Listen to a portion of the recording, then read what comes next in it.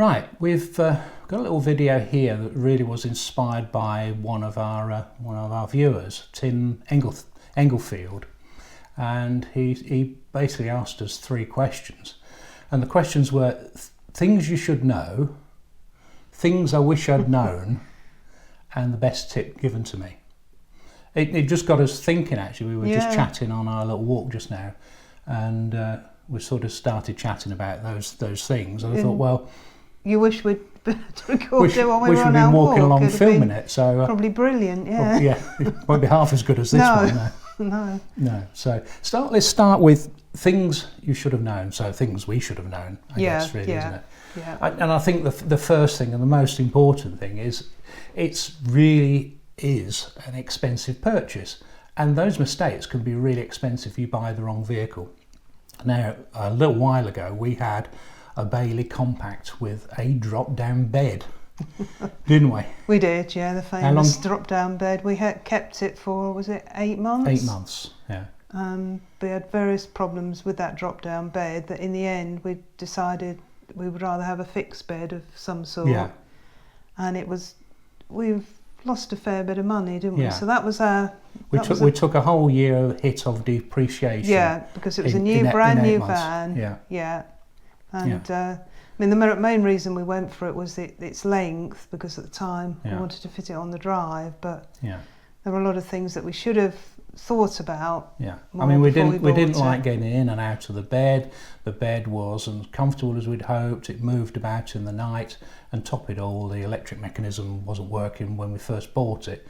But that's a whole nother story, isn't it, really? Yeah. It is, yeah. So it's really important you decide what layout you want for your motorhome and what's suitable for you. We did a whole series of videos on how to choose a motorhome. We did a video called How to Choose a Motorhome. So there's going to be a link somewhere up there, yeah. But key things really is decide what layouts are suitable for you. How many people are you going to take? Yeah. Do you need travel seats? Yeah. Where will you be going? Are you going to be driving down country lanes, or are the country lanes where you live? It might be a bit narrow. You might actually want, a van that's a bit narrower. What about parking? Are you going to store it on your drive? How long's your drive? Is it going to fit on the drive? It sound like obvious questions, but that sort of determines what sort of van you're going to get. Yeah. It certainly did for the first 3 vans that we bought, because we only had a short drive. Yeah. So you've got to sort of think about those things. We also did a how to choose your motorhome video. Yeah, that's right. Yeah. So we'll check out that as well. And the other thing is, once you think you know what sort of layout you want to know what sort of vans have that layout. So a great tip really is Practical Motorhome magazine. Yeah, all at the back there. They often do a thing where they show you all the different layouts, and then they list the motorhomes in that layout, and whether it's got how many travel seats it's got, what sort of layout it is, island bed, French bed, so there are thousands of motorhomes. Yeah. But you've got to narrow down your choice. Length, layout. You might have a preference on particular type of vehicles, but you don't have too much choice between Fiat Ducato, Peugeot Boxer, Ford Transit, Renaults, some occasional Citroens. Yeah. If you're looking at coach-built motorhomes, or if you're looking at something smaller, then you've got a bit more of a choice. Yeah. Sorry, go on. I was going to say the other key thing, of course, is driving licence. What can you drive with? And again, we did another video about driving licences up here somewhere. About what driving licence allows you to drive what motorhome. Key thing is, if you pass your test after the 1st of January 97, is that you can only drive motorhomes no more than 3,500 kilograms.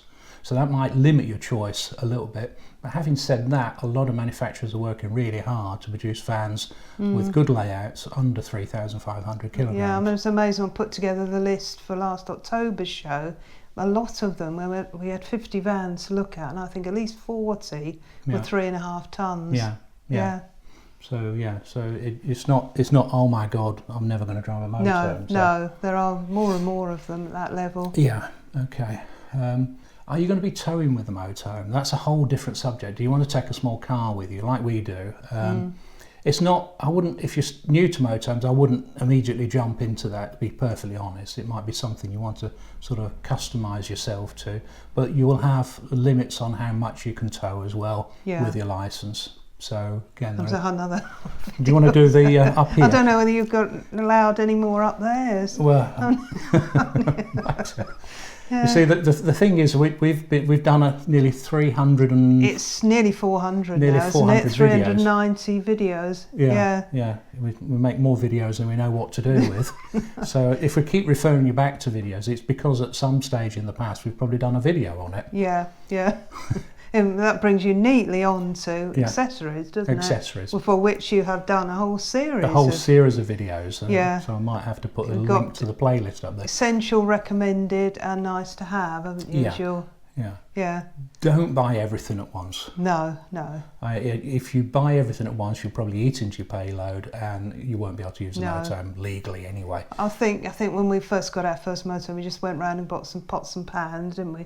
Made sure we got a hose, things like that. We gradually added to what we wanted. You need the essentials. The things on your essential list. The food that you eat. The beds that you sleep in. The water you put in, how you're going to do that, and how you're going to get rid of water. So that sort of think thing. about the essentials to start and with. lecky lead. Oh, an electric, Must have that. And a lot of motorhomes come with those sort of things, but you need to have a think about how you're going to use it. Now the next subject is things I wish I'd known. And for that we had to sort of go back a while, didn't we? Because obviously we've been going 16 years. So what things have we thought that we wish we'd known beforehand? It goes back to that van, doesn't it? Yeah, unfortunately, I mean, we wished when we've gone to see that Bailey Compact, we'd be more insistent on the dealer showing us how the bed went up and down. We kind of assumed that because it had a switch and he said it goes up and down, that it went up and down. And as soon as we got it home, it didn't go down, did it? No, it went down, didn't go back up. So we had all sorts of fun and games. We ended up with the Bailey engineer coming out to fix it. So it would have been, we could have simply said to them, no, we'll have another motorhome. When we're not happy. I mean, if we'd seen that, doing that, I would have thought, no, I'm not going to take the risk with it. No. And we'd have walked away from it. We would have done. So it's always useful, anything like that. Get a good demonstration. Really, really important. The other thing that was wrong with that was the satellite system didn't work. And we didn't, guess what? We didn't get them to demonstrate it. No, because we picked the van up late at night and we were keen to get it home, and we assumed we'd asked them to fit a satellite. It would work. You tend to assume that things that you've got on the van work. So that sort of brings you back onto our next tip, and that's actually to get a little shakedown tour, I'd call it. Go to a local campsite or somewhere where near the dealer. Near the dealer, where you can test everything. You make sure everything works. You're going to find things that don't work. Make a list of the things that don't work and get back to the dealer as soon as possible and get them fixed. You can get on with the rest of your life then, can't you? So I think we didn't do that with the first few motorhomes, but we did do it with the Swift. Went to the local site, and everything worked perfectly. So that was the other side of it. But that's another learning thing. If you find everything works all right, then this is great. Then you've not lost anything, have you? Apart from your site night fees. That's right. But it's much better to have a dealer that's near to you. We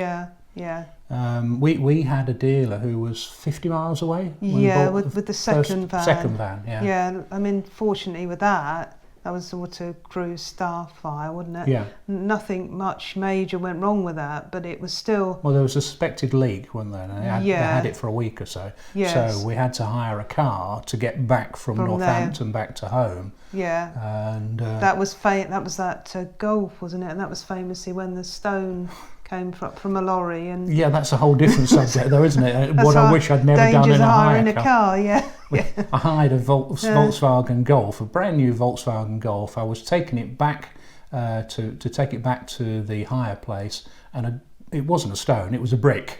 A brick flew up from the tyres of the truck in front and went through the grille at the front and nearly punctured the radiator. Yeah. So that was £250 worth of damage. Yeah, yeah. Although you'd taken out all their insurance, it was the excess for it, wasn't it? That got us into thinking about towing a car. Yeah. I mean, we had a local dealer when we bought the Bailey, didn't we? So that initially we could take it back to there, but some stories we've heard of people having to go, you know, hundreds of miles because there's only a have to go on holiday to take it back to the dealers, don't they? So so that's if you if you can, get a local dealer or buy a motorhome where they're willing to take on the warranty work. Yeah, that's another option. Yeah, but that's quite hard to do because a lot of dealers are not willing to take on other dealers' warranty work, as it were. No, because they don't get paid as much for it. No, I mean we found that we bought the Bailey down south, didn't we? Then we moved up north.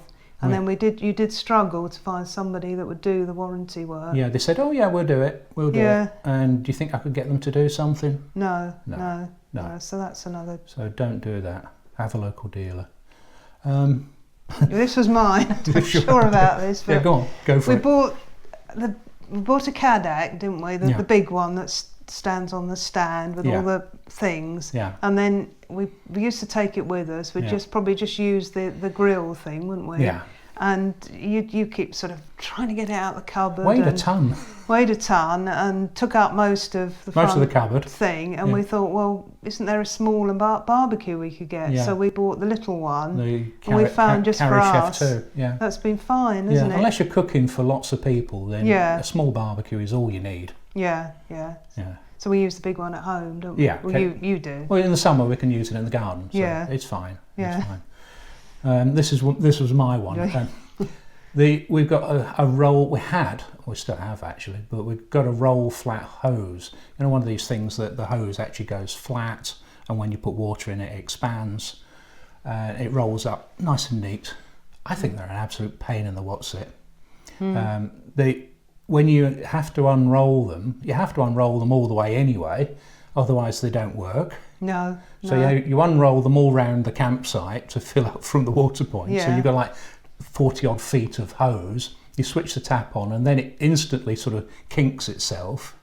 And then you have to spend ages unkinking it, getting it straight again. And then when you do fill it up, then the damn thing then leaks. Yeah, I think that we had one, didn't we, for a while, and it used to see sort of it shooting up. Yeah, you get little fountains everywhere. So therefore it took longer to fill up because it kept going. Yeah, get a decent food grade hose that will last you a while. Don't bother with flat hoses and curly hoses and springy hoses. It's incredibly quick, isn't it? I mean, we showed on the Bailey tour, we're using that hose and the HEOS connector. Yeah. Before you knew it, it was full. Yeah. Next thing is steps inside the motorhome are better than steps outside the motorhome. This was another one of mine. It's going back to the Starfire, isn't it? We had 2 outside steps. Yeah. They were automatic, which was good because we had the previous van wasn't automatic. And you had to remember to put the step back. Sometimes I'd look in the mirror because it was on my side, and so we hadn't put the step back. But these 2 steps, particularly for dogs, they're dangerous for the dogs, aren't they? Yeah, and we think that's Katie hurt her knee. Yeah. Well, she'd already done a hip by then, but she hurt her knee because she missed one side of the step, and it was quite awkward for her to get in. So I like the Boleros.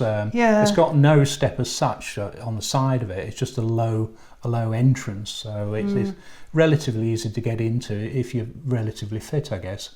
We do sometimes put a step out, you know, if you're on chocks in the back of the van or the front of the van. Then you've got a little bit of a gap, but a single step outside is all you need really, and I would be looking for that. I wouldn't want to buy a van with double steps again. No, I wouldn't, because in the end we were always having to lift the Katie and Bonnie in, weren't we? Because you know, I think it really put Katie off using that step. I mean, it's all right if you're fit, I guess, isn't it? And I mean, I wouldn't. What's the average age of new motorhome owners? Younger than us. Well, but you know, you're gonna be buying motorhomes in the autumn of your life. Yeah. And, you know, as you get older, your joints don't work as well. You don't want to be climbing up and down things. I mean, another thing I think that we wish we'd known and we know now is that it's nice to have a grab handle. Yeah. Yeah, because little grab handle as you come into the motorhome. Yeah. I don't think we had that on either of the first ones. So therefore, you're going up the step and you're looking for something to sort of help you in. Yeah. And it was brought home a bit by the Bailey, wasn't it? Not having one. Yeah, yeah. But no, that grab handle's great. Yeah. Yeah. We're coming to the end of this, so the last bit is the best tip given to me, and it strikes me that there's probably hundreds of other things that we wish we'd know and we should know, and all those sort of things. So I think what I'd say is, if you have your own tips, things that you've learned as motorhomers, is just leave them in the comments below. Other people will be able to read them. Yeah, and it's a great way of sharing, what we know about motorhoming. Yeah, because I mean, we must have met loads of dealers and other motorhomers that have said, "Oh, why don't you do this or whatever?" Yeah. So your one you come up with was pulling the nozzle off the toilet cassette, wasn't it? When you empty the toilet cassette, you unscrew a little cap on a nozzle thing, and when you empty the toilet, how can I put this? If there's material in there that's sometimes difficult to get out, getting it through a little nozzle is not the best idea. I never knew until about 2 years ago, that you can actually twist the nozzle round and the whole thing comes off and leaves a nice big hole to empty the toilet. But seriously, that's not my best tip. No. I see, and it's particularly, you see it on back of Land Rovers and 4x4s, and it's just this simple tip: you have one life, live it. Yeah. Just enjoy yourselves. Enjoy yourselves. Yeah. So that's it. On that note, we'll go and enjoy ourselves. Yeah. So remember to subscribe, give us a thumbs up, hit the notifications icon, and we'll get more videos to you as soon as we can. Yep. Something like that. Something like that, yeah. Yeah. Right. All right. Bye See you then.